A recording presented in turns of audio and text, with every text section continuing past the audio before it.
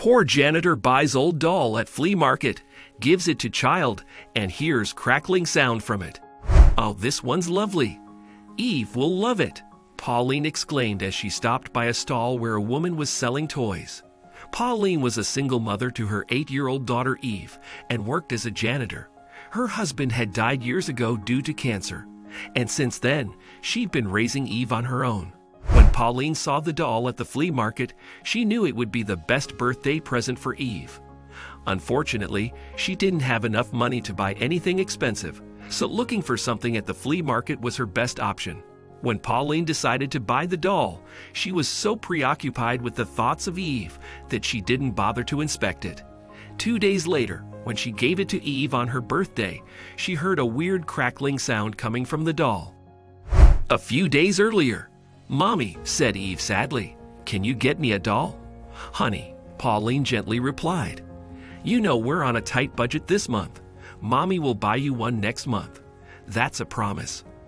"But Mommy," Eve's voice began to crack, "my birthday is in 2 days. Did you forget about it?" "Oh no, sweetheart, not at all," Pauline said, but she had actually forgotten and felt terrible about it. "Are you still not going to get me a doll?" "I don't have any friends, Mommy. Nobody wants to be friends with me because we are poor. That doll can be my best friend." "Oh, honey," Pauline hugged Eve. "I will get you the doll. Promise. Don't be sad, okay?" Pauline knew the kids at Eve's school didn't treat her well because she wasn't as rich as them, but there wasn't much she could do about it. Children can be cruel at times. Present day.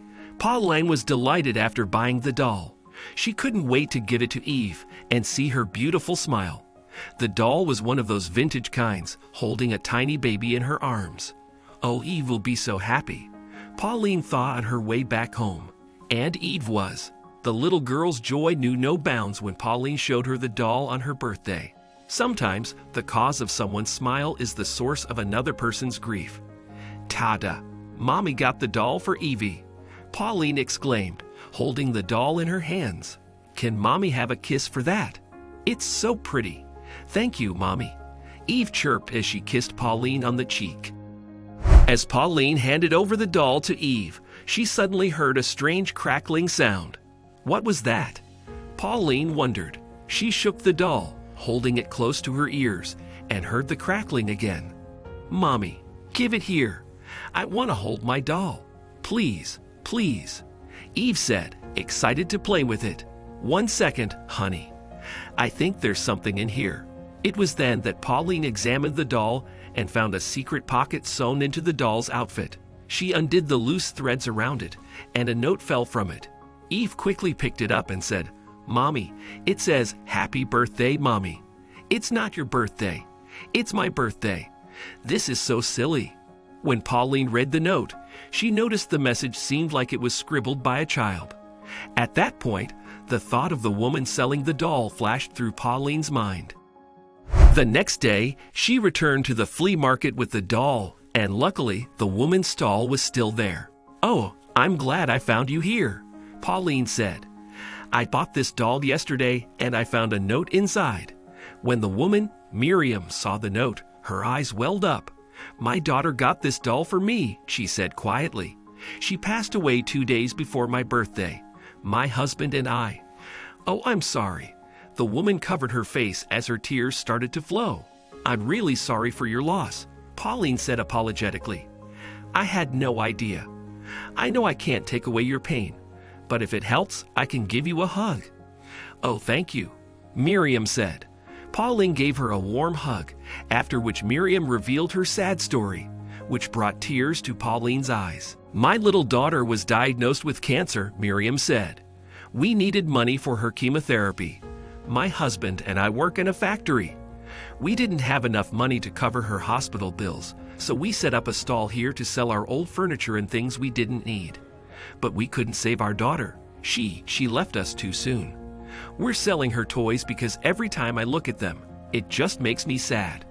One night, when I held my baby girl's hand, she asked me to be happy.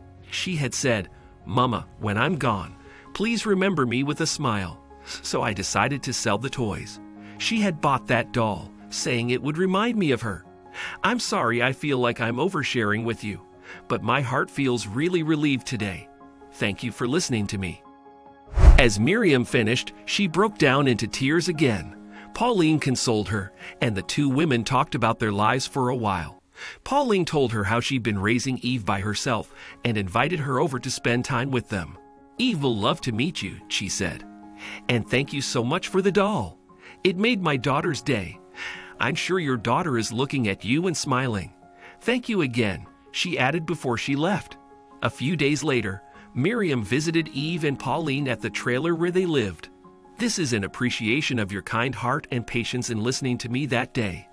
I hope this helps you and Eve," Miriam said, handing Pauline an envelope. When Pauline opened it, she found a couple of dollar bills inside. $3,000 in total. "Oh, Miriam, we can't take this. This is a lot. No, this doesn't feel right." "You can take it, Pauline," Miriam insisted. "A mother's heart knows how much it hurts when you can't do enough for your child. We made this by selling the toys. Please keep it. If not for my sake, please keep it for Eve's sake." Pauline cried. "Oh, Miriam, thank you. This will help us a lot. Thanks." From then on, Miriam and Pauline became friends, and Miriam loved and spoiled Eve too much. But the best part was that Pauline and Eve's company helped Miriam heal and move on from her loss.